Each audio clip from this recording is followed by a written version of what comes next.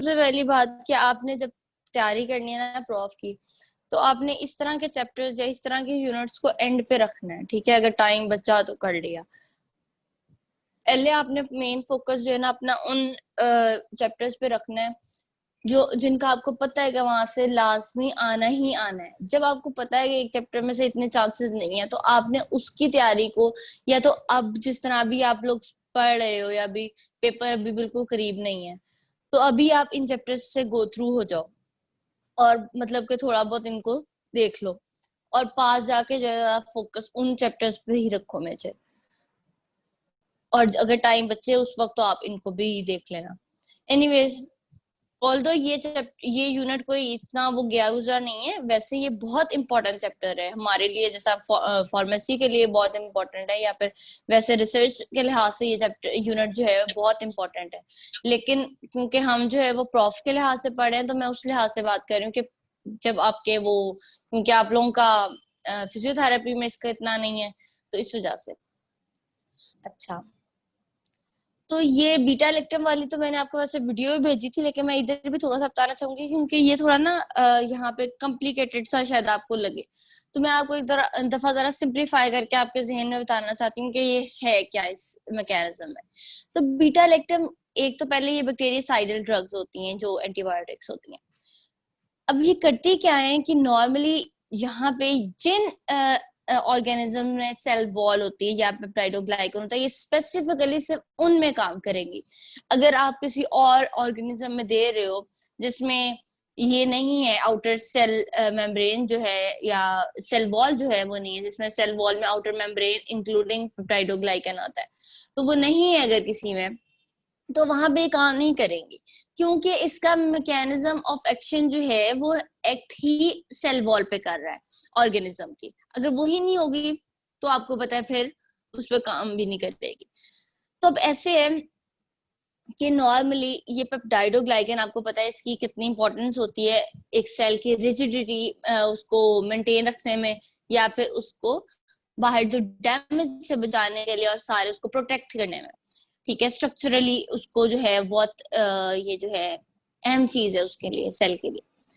तो क्या होता है कि ये जो एंटीबायोटिक्स होती हैं ये सेल वॉल की जो है सिंथेसिस में अपना जो है ना उसकी उसको इनहिबिट करती हैं। किस तरीके से कि अब ये जो पेप्टाइडोग्लाइकन होती है इसकी जो मुख्तलिफ मतलब छोटी चेन्स होती हैं, इन्होंने आपस में क्रॉस लिंक होना होता है थ्रू दिस PBP। इसको क्या कहते हैं, यहाँ पे लिखा भी हुआ है, पेनिसिलिन बाइंडिंग प्रोटीन। इसको नाम क्यों दिया है पेनिसिलिन बाइंडिंग प्रोटीन, क्योंकि पेनिसिलिन इटसेल्फ भी इस पे जाके बाइंड करती है, और इसका अपना रोल वैसे क्या है, इसका अपना रोल है कि वो ट्रांस कह रही हूँ क्रॉस लिंकेजेस जो होती है ना बिटवीन चेन्स, वो इसने डेवलप करवानी होती है। यानी ट्रांसपेप्टाइडेशन का जो प्रोसेस होता है ना वो इसने करवाना होता है इसके अंदर पेप्टाइडोग्लाइकन बनने के लिए। तो क्या होता है कि जब यहाँ पे पेनिसिलिन बाइंडिंग प्रोटीन पे जाके ये जो बीटा लैक्टम है एंटीबायोटिक्स, वो जाके बाइंड हो जाती हैं, तो क्या होता है कि वहां पे इस काम की इनहिबिशन हो जाती है, जो क्रॉस लिंकेजेस वाला काम है, क्रॉस लिंकेजेस डेवलप होने वाला काम। अब जो पहले की बनी है वो तो ठीक है, बनी होगी वो बनी रहेगी, लेकिन आपको पता है कुछ टाइम बाद जिस तरह आपकी स्किन है या आपके सेल्स हैं वो उनकी डेथ हो जाती है और नए सेल आ जाते हैं। आपके 30 डेज का साइकिल है स्किन का, 30 डेज बाद आपकी सारी ऊपर वाली जो स्किन है वो नई होगी, आपको पता नहीं लग रहा लेकिन वो नई आ जाती है, वो आहिस्ता आहिस्ता श्रेड हो जाती है और नीचे से जो है वो नए सेल्स आते रहते हैं।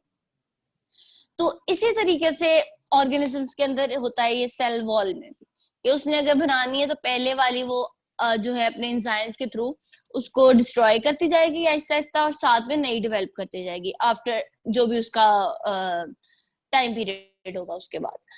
तब यहाँ पे क्या होता है कि ये जो पहले वाली तो बनी हुई है वो तो बनी रहेगी, अब जब टाइम आएगा उसकी अगली बनने का तो पहले वाली जो है वो खत्म हो जाएगी या उसको डैमेज कर देंगे थ्रू एंजाइम से ताकि नई बन जाए, लेकिन नई वाला तो अंदर काम रुका हुआ ट्रांसपेप्टाइडेशन का, तो क्या होगा फिर वो पेप्टाइडोग्लाइकन बनेगा ही नहीं, और जब वो नहीं बनेगा तो क्या होगा, जो सारे उसके नॉर्मली फंक्शन वो परफॉर्म कर रहा था वो कंप्रोमाइज्ड हो जाएंगे।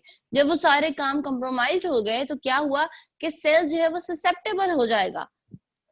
आपको पता है कि सेल वॉल का सबसे मेन जो काम होता है वो स्ट्रक्चर की मेंटेनेंस होता है, या उसको सेल से जो है, सेल के जो आउटर ससेप्टेबल जो हो जाता है ना सेल, उससे बचाने के लिए वो उधर होती है प्रेजेंट। उसने बाहर से आने वाले ऑस्मोटिक प्रेशर को से अगेंस्ट उसको प्रोटेक्शन देनी होती है, और सारे इस तरह के काम वो परफॉर्म कर रहा होता है। तो अब ये सारी चीजें जो हैं ये सारी चीजें सेल को डैमेज कर सकती हैं। तो अब क्योंकि यहाँ पे सेल वॉल नहीं है तो ये सारी चीजें अपना रोल प्ले कर सकती हैं डैमेजिंग में।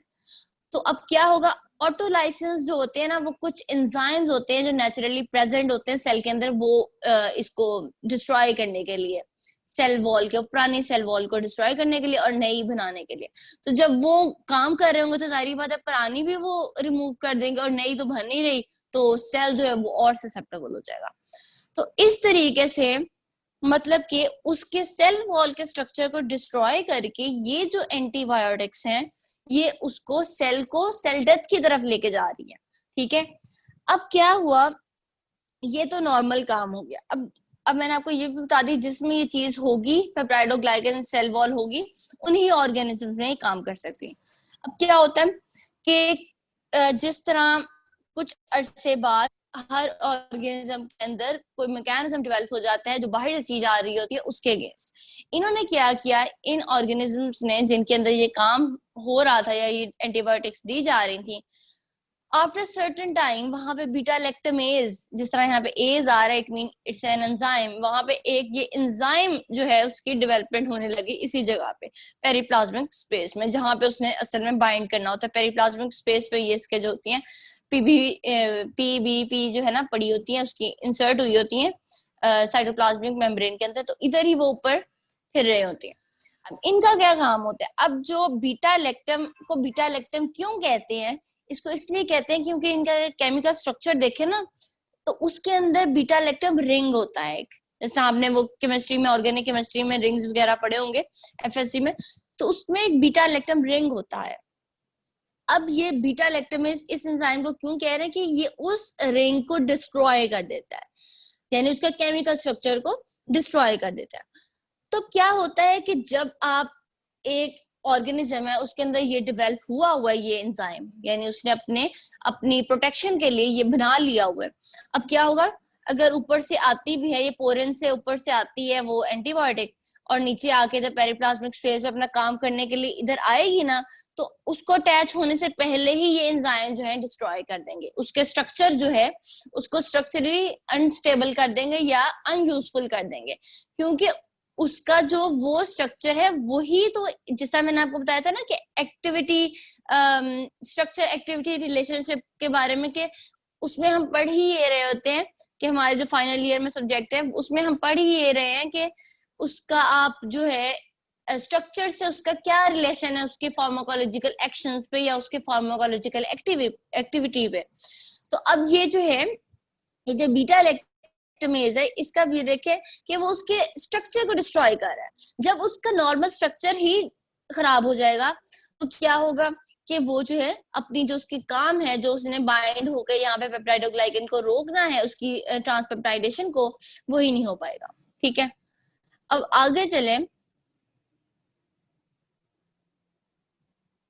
अब इसी मकसद के लिए आप क्या करते हो, जिस तरह जो बैक्टीरिया अपने जो है अपनी प्रोटेक्शन के लिए और चीजें डेवलप करता है, ह्यूमन भी उसी तरह कर रहा है।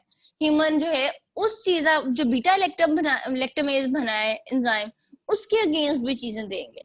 जिस तरह कैल्वोलॉनिक एसिड जो है ऑगमेंटन में आपने कभी देखा हो, तो इसमें अमोक्सिसिलिन के साथ कैल्वोलॉनिक एसिड होता है उसमें। ठीक है, तो अब ये किस लिए दे रहे हैं कि ये जो है ये उस एंजाइम को इनहिबिट करेगा, और जो साथ में अमोक्सिसिलिन है वो जाके उस पीबीपी पे बाइंड होगा और वहां जाके वो पेप्टाइडोग्लाइकन को जो है वो मतलब बनने से रोकेगा, क्रॉस लिंकेजेस बनने से रोकेगा। तो अब यहाँ पे ये हम क्यों उसके साथ दे रहे हैं, ताकि दोनों काम हमारे अचीव हो जाए, हम भी जो है उसके अगेंस्ट उतना ही एक्शन ले रहे हैं कि अगर उसने वहां पे डेवलप कर लिया है तो हम बाहर से अब वो, क्योंकि अगर हम सिंपल ड्रग देंगे तो वो तो उसने फौरन डिस्ट्रॉय कर देंगे, उसका मकसद ही कोई नहीं रहेगा।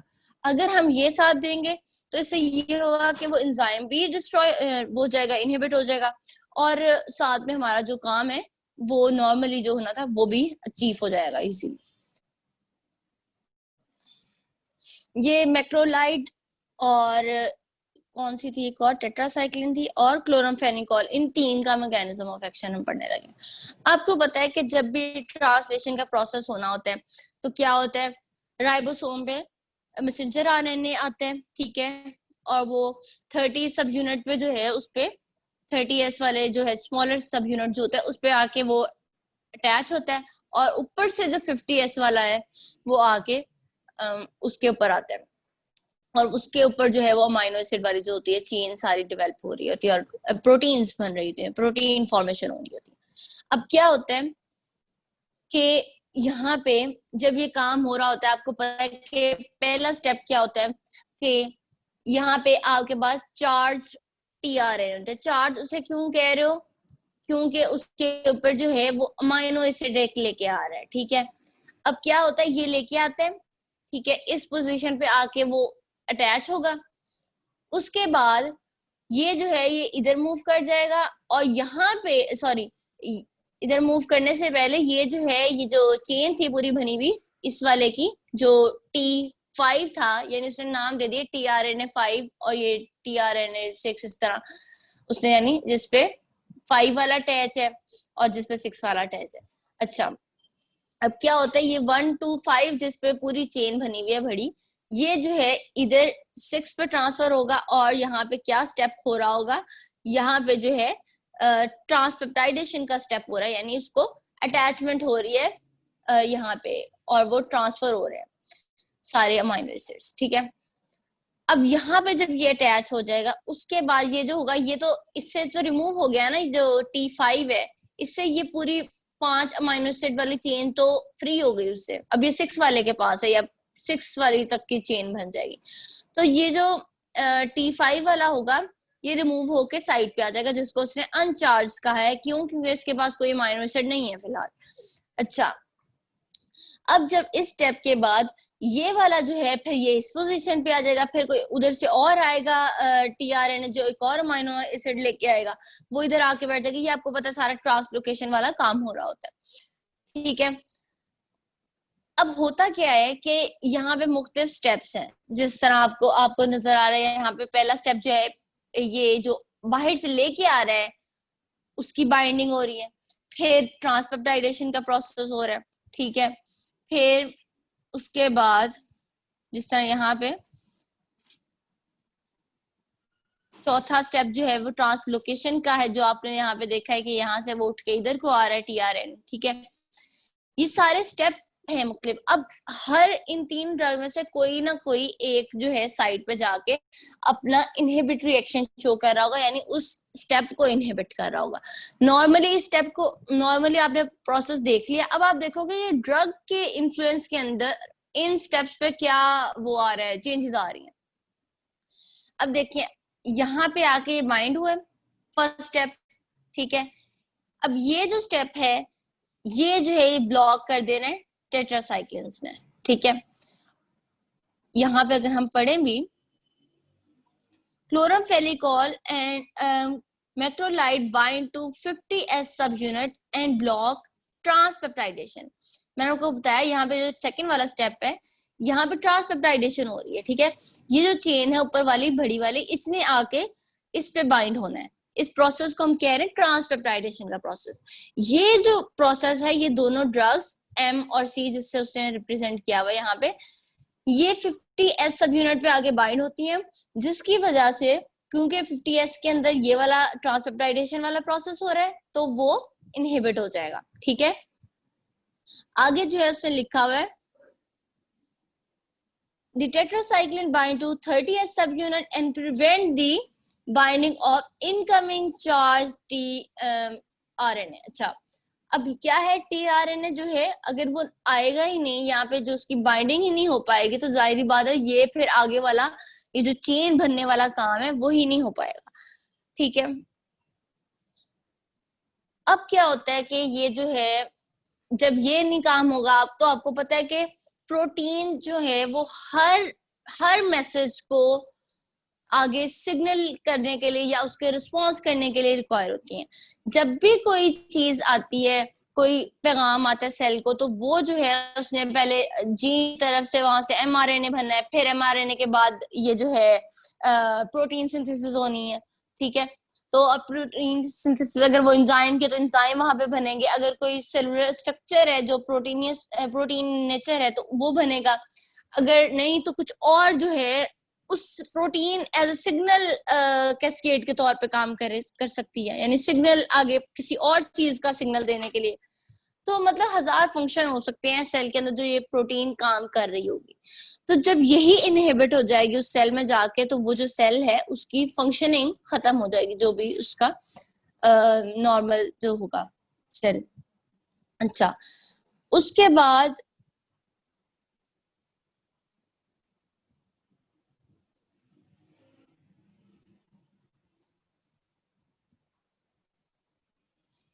अच्छा ये वाली जो है ना, आगे अमाइनो ग्लाइकोसाइड्स में, इसमें क्या होता है, इसका भी थोड़ा थोड़ा मिलता जुलता ही है उससे पहले वाले से। अब क्या होता है, यहाँ पे 30S और 50S का सब यूनिट है। एमआरएनए आया हुआ है बाहर से, जो है पीछे से वो जो है 50S सब यूनिट आया है। अब क्या हुआ है, अच्छा अब होता क्या है, नॉर्मली यही होता है जो हमने ऊपर देखा कि किस तरीके से 50S पे वो जो है सारी चेन जो है वो बन रही है, और फिर उसे प्रोटीन बन जाती है पूरी, ठीक है। ट्रांसपेप्टाइडेशन, ट्रांसलोकेशन और सब कुछ, ठीक है, नॉर्मल प्रोसेस था वो। अब क्या होता है, under the influence of this drug क्या होगा कि पहली बात कि वो जो है ना, ये कम्प्लेक्स जो इनिशिएशन कम्प्लेक्स है, यानी 50S का 30S के साथ बाइंड करना और फिर ये काम करना पूरा, ये जो एमआरएनए को ट्रांसलेट करना, वो ही काम जो है उसको नहीं होना चाहिए।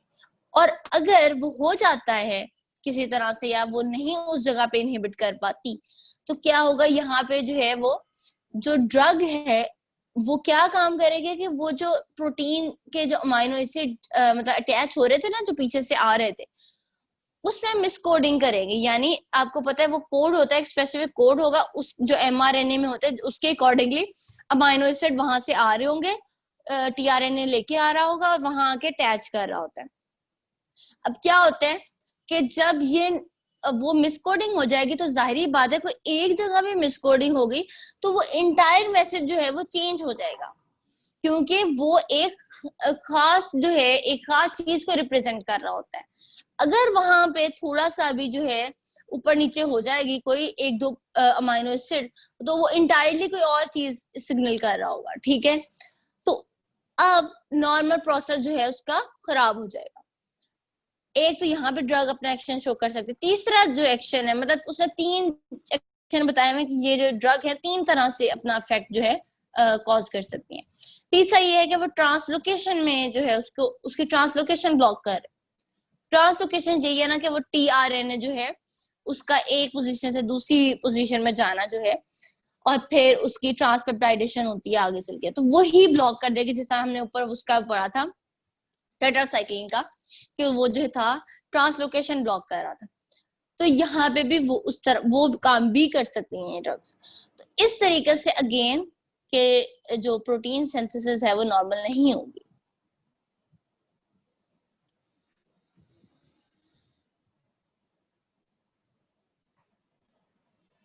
अच्छा, ये सल्फोनामाइड वाली मैंने आपको वीडियोस भेजी में, या और फ्लोरो क्विनोलोन्स की भी। उसके बाद ये लेप्रोसी की भी भेजी आपको मैंने, इसमें टीबी वाली भी है, ठीक है। ये एंटी फंगल वाली भी भेजी है, ये एम्फोटेरासिन बी वगैरह वाली, ठीक है। अच्छा, तो बस यही मैंने आपको बताना था आज के लेक्चर में, तो होपफुली आप लोगों को समझ आ गया हो। इसके अलावा अगर आपने कुछ करना हुआ तो वो आप या तो वो देख लेना एक दफा। उसके अलावा वैसे कोई इतना समझने वाला मैकेनिज्म नहीं है, बस 2-3 लाइनों वाले हैं, मैंने आगे वाले चैप्टर्स देखे थे। तो इसके अलावा आप ना वो जो पास पेपर है वो करना, या फिर मैं एक महम को कहा हुआ है, एक शॉर्ट क्वेश्चन वाली थी उसके पास फाइल, तो वो मुझे सेंड करेगी। वैसे पिक्चर मेरे पास थी लेकिन वो इतने ज्यादा थे कि वो ऑर्गेनाइज नहीं थे, तो मैं उससे कह रही थी फाइल बना के मुझे सेंड करे।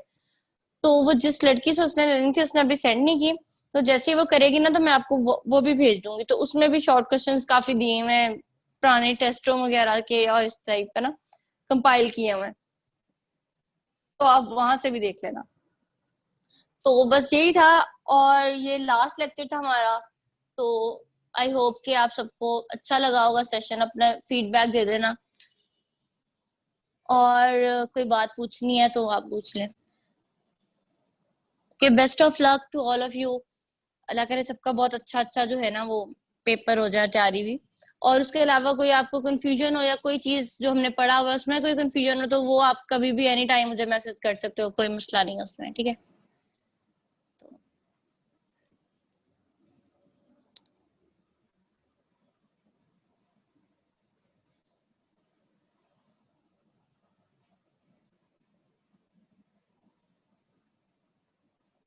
ओके चलें, ठीक है। अल्लाह हाफिज।